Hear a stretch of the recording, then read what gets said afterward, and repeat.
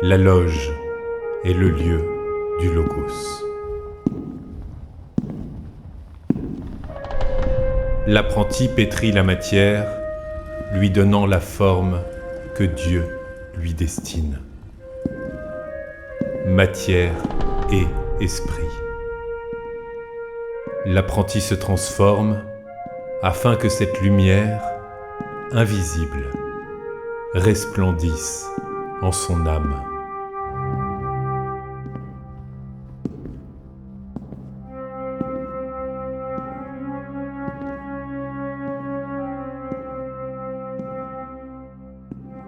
Je dois façonner ma pierre si je veux être initié à une vie nouvelle. Cette pierre n'est autre que moi-même. Saurais-je lui donner une forme qui lui permettra de s'unir aux autres pierres? Je suis un temple. Je suis une pierre. Je suis un arbre. Je suis un ange. Mon âme s'envole vers toi, ô architecte divin.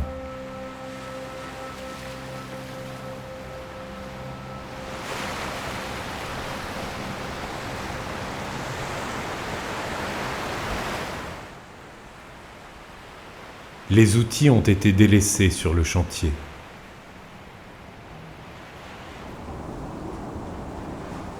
Qui redonnera vie à ce temple sublime afin d'y accomplir ces divins mystères? Et les bâtisseurs, sculpteurs en esprit, ont déserté leur cœur.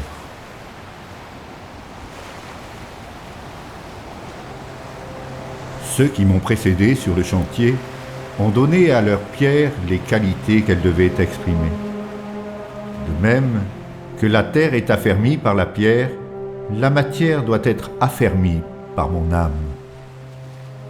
Serais-je une pierre rejetée parce que trop imparfaite, ou aurais-je une place dans l'édifice? Serais-je beauté au sein d'un mur ou d'une colonne? Serais-je sagesse et clé de voûte? Serais-je force et pierre de fondation, invisible aux yeux des hommes, mais condition de leur élévation?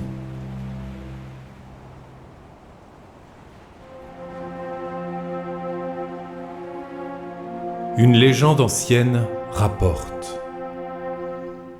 Et Lucifer chuta dans le tréfonds des abîmes. Une pierre précieuse se détacha de son front, et de cette émeraude, les anges sculptèrent le Saint Graal. Je n'ose imaginer ce que ma pierre brute recèle en son sein.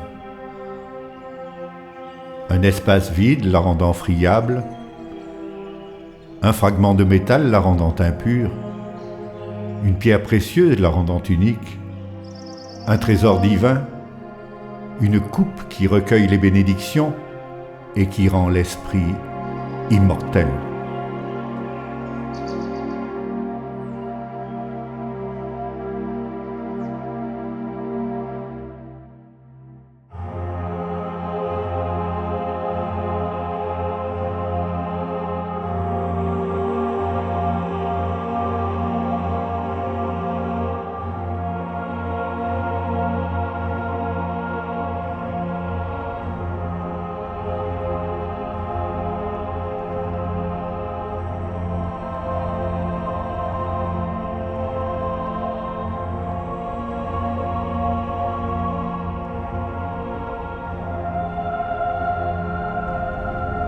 Cette pierre, qui n'est autre que moi-même, et sur laquelle je vais parfaire mon temps d'apprenti, sera-t-elle pierre de lumière, appelée à prendre place dans la cité de vie?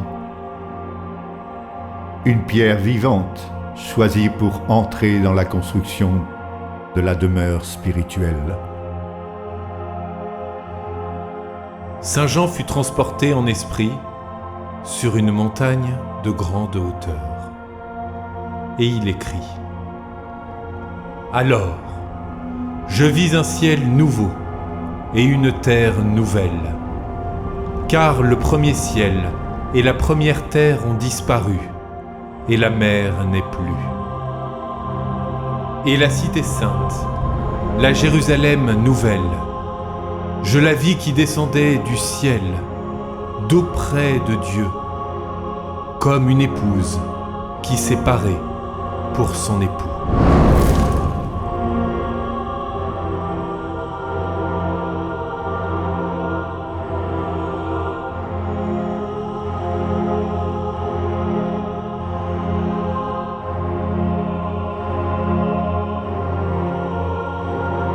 J'ai compris que les outils, utiles à mon travail en loge, sont les symboles de l'espérance qui, avant d'être la mienne, fut jadis celle des ouvriers du temple de Jérusalem.